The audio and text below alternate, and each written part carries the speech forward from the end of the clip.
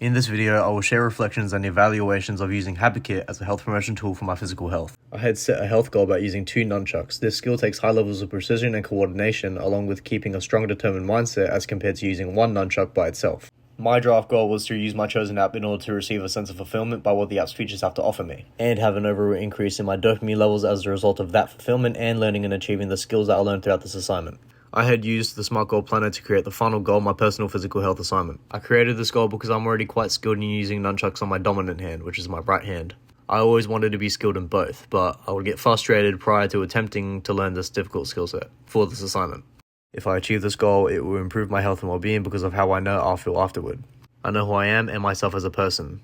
I'm able to hypothesize that I'll feel extremely proud of myself and fulfilled with my learning and skills by the end of this assignment. Stress is a health issue for young Australians because of how much pressure is placed upon them with their studies and personal relationships. So much to the point where it's actually been found that 38.8% of young individuals in Australia have had a year-long mental health disorder. This is because they're not able to find the time to pursue the things they wish to do, which I believe is a contributing factor to the downfall of their mental health. I find myself having to prioritize other things like my schoolwork over things I'd like to do for me.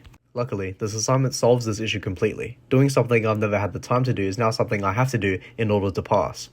The 2 apps that I researched were Habitica and HabitKit, which could be potential tools to help me achieve my goal. Now, despite how fun and unique the gameplay and customization of Habitica is, it happens to have more negatives between the 2 apps that I researched.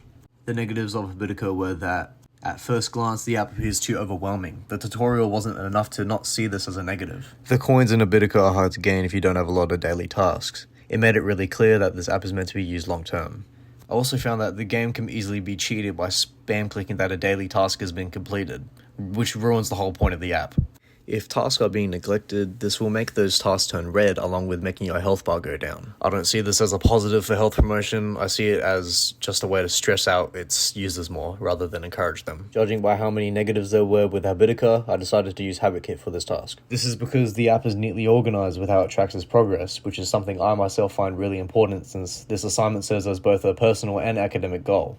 The app's free, there's no ads whatsoever. The customization isn't over the top like Habitica. It doesn't distract me from achieving my goal.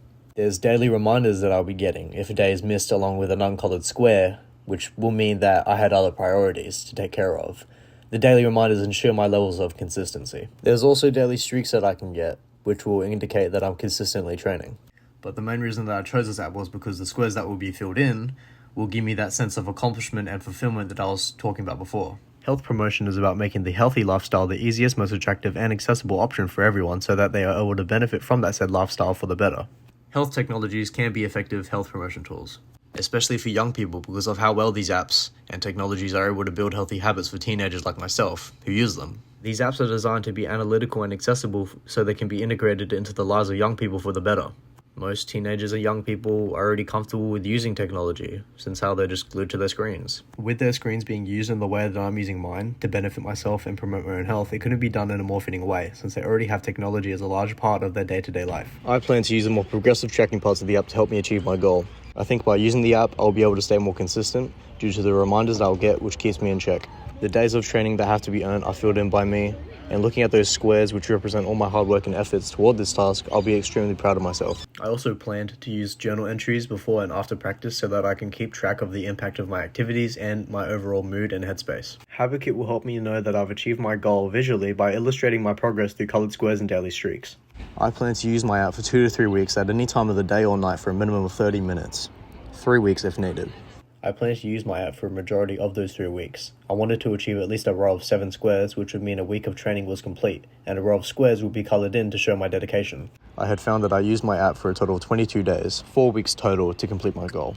For those 4 weeks, I had kept a reflection journal along the way where I'd write down how I felt at each end of the week and how I was progressing through learning new nunchuck skills and using the app. I also have videos in which I demonstrate how I performed my skills when first learning them and afterwards when I learnt them fully. Halfway through using my app, I realized that I had a lot of other assignments that needed to be prioritized over this one. This upset me, of course, since I was really enjoying doing something I've always wanted to do for a school assignment. I had a couple of days to complete them with the idea in mind that I will be able to focus on nunchucks once those assignments were completed and taken care of. This is why I completed an extra week of nunchuck training so I can now be able to perform the skills I spent so much of my time learning. These are the 2 skills that I had learnt.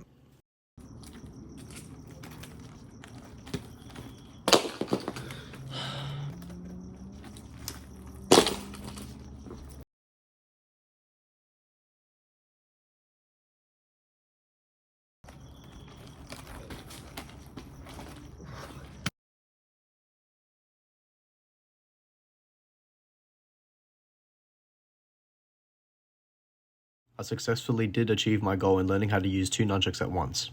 I can freestyle all the skills I've learned effortlessly. And I knew that I reached that 2 nunchuck status when I had learnt both the 2 skills for the first time, and that made me feel extremely proud of the progress I had made.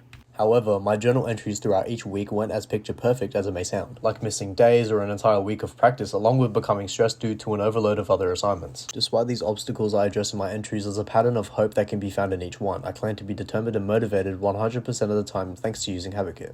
The limitations of HabitKit were that it has numerous features that are locked behind a paywall. This restricts how much data I got from the time that I spent using the app, which didn't benefit me or push me further toward reaching my SMART goal.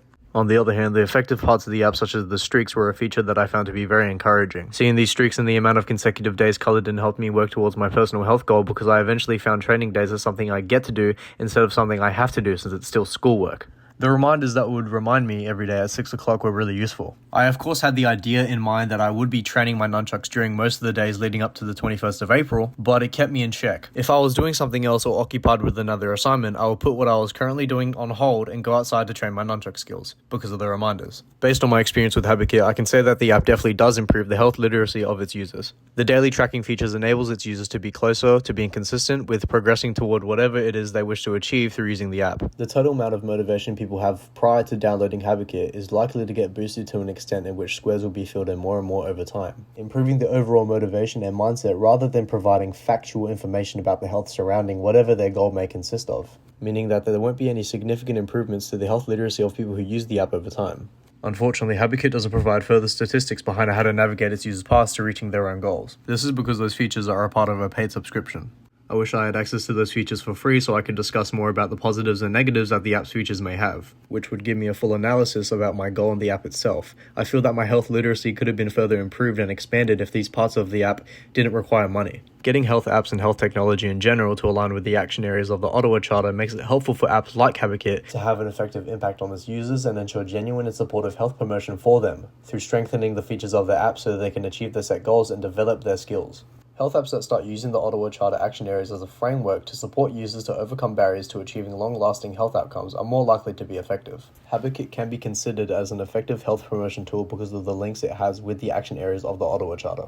HabitKit links with the developing personal skills area of the Ottawa Charter because of the consistency and the strong mindset that sticks with users from then on when they follow a set routine, which allows them to develop those desired skills, highlighting what the app's tracking features are made for, such as the colored squares and the daily streaks. So the app that I've been using, HabitKit, was effective for the promotion of my own health and reaching my own personal health goal. However, there are 2 things that I would recommend would make the app better. The first recommendation I have is that the app can improve its daily tracking features, where 1 day of effort equals 1 filled-in square. When downloading the app should ask what specific goals the user has. Based on their response, a scheduled routine displaying what squares should be filled in on what days should be made for them. If consecutive days are skipped, the app will then recognize that significant amount of squares being unfilled and recommend an altercation to their scheduled routine. By doing this, it creates a supportive environment and develops personal skills in relation to a user's personal health goal, due to the app making consistency possible. A good example of this would be if someone wishes to go to the gym 5 days a week, and if they miss a week entirely, the app will ask why and provide a recommended routine in order to better accommodate its users. This will be done through generative AI, which leads me to my next recommendation. I believe that there should be a feedback system. The same AI that makes and adjusts routines should recognize consistent progress when it's made. It should be able to leave notes and encouraging messages, which enables its users to feel more motivation besides looking back at their tracked progress, which creates an extremely supportive environment for all users. The AI could have a fun visual character design as well, to appeal to younger users who enjoy gamified experiences.